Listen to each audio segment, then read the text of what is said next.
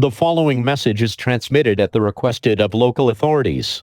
At 12:30 a.m. Eastern Standard Time, an unidentified flying object has been spotted flying over Roanoke, Virginia, and is effective until 2:30 a.m. Eastern Standard Time.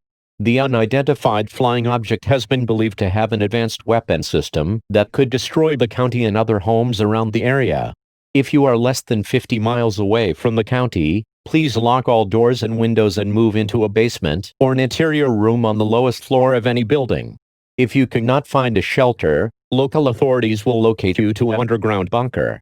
Do not look out any windows, do not communicate with anyone outside of your home, no matter how human they sound, and most importantly, stay calm at all times.